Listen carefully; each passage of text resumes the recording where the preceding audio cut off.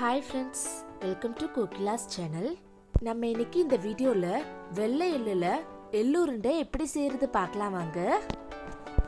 அதுக்கு ஒரு pan எடுத்து pan நல்லா சூடான பிறகு ஒரு கப் வேர்க்கடலை இதுல போட்டுக்கலாம். போட்ட பிறகு நல்லா வறுத்து விட்டுக்கலாம். சிம்லயே வச்சு ஒரு 3 நிமிஷத்துக்கு நல்லா வறுத்து விட்டுக்கலாம். இங்க பாருங்க வேர்க்கடலை நல்லா வறுபட்டுடுச்சு. இப்போ ஒரு பிளேட்ல கொட்டி ஆற வச்சுக்கலாம் ஒரு பக்கம். இப்ப அதே பாத்திரத்துல ஒரு 2 கைப்பிடி உடைச்சக்கல்ல இதுல போட்டுக்கலாம். போட்ட பிறகு நல்லா வறுத்து விட்டுக்கலாம். சிம்ல வச்சு ஒரு 2 நிமிஷத்துக்கு நல்லா வறுத்து விட்டுக்கலாம். ஹை ஃப்ளேம்ல வச்சு வறுக்காதீங்க, இல்லனா கருப்பாயிடும். அதனால சிம்ல வச்சு தான் வறுக்கணும். இங்க பாருங்க லைட் பிரவுன் கலர்ல ஆன பிறகு ஒரு பிளேட்ல கொட்டி ஆற வச்சுக்கலாம். இப்ப இந்த பாத்திரத்துல 2 கப் வெள்ளை எள்ளு இதுல போட்டிருக்கேன்.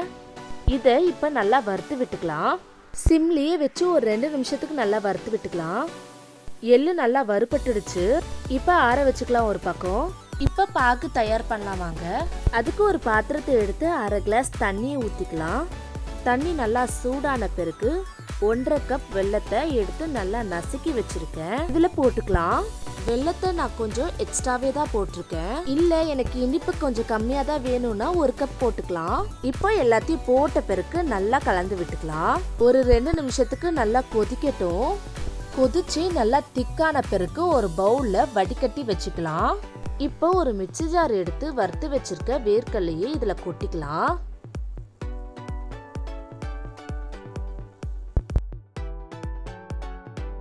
எல்லாத்தையும் இதுல போட்ட பிறகு வறுத்து வச்சிருக்க உடைச்சக்கல்லையே இதுல போட்டுக்கலாம்.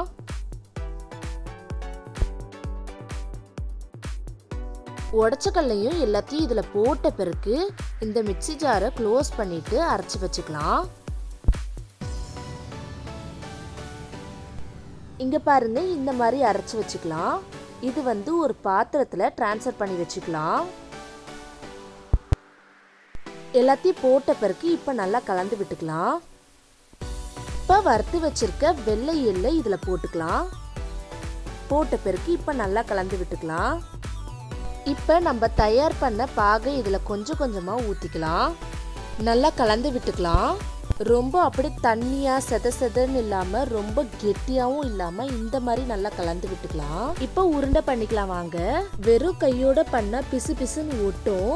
அதனால கையில எண்ணெய் இல்லைன்னா நெய் நல்லா தடவி விட்டு கொஞ்சமா எடுத்து நல்லா உருண்டை பண்ணிக்கலாம். இங்க பாருங்க இந்த மாதிரி நல்லா உருண்டை பண்ணிக்கலாம். இதே மாதிரி மீதி இருக்க எல்லாத்தையும் உருண்டை பண்ணி வச்சுக்கலாம். அவ்வளோதாங்க, எள்ளு உருண்டை ரெடி ஆயிடுச்சு. இதே மெத்தட்ல செஞ்சு பாருங்க, அவ்வளோ டேஸ்டா இருக்கும். எல்லாருமே விரும்பி சாப்பிடுவாங்க. நீங்களும் ட்ரை பண்ணி பார்த்துட்டு எப்படி இருந்துச்சுன்னு கமெண்ட் பண்ணுங்க. ஓகே ஃப்ரெண்ட்ஸ், இந்த வீடியோ உங்களுக்கு பிடிச்சிருந்தனா லைக் பண்ணுங்க, ஷேர் பண்ணுங்க, கமெண்ட் பண்ணுங்க. மறக்காம சப்ஸ்கிரைப் பண்ணிடுங்க. Thank you friends. டாடா.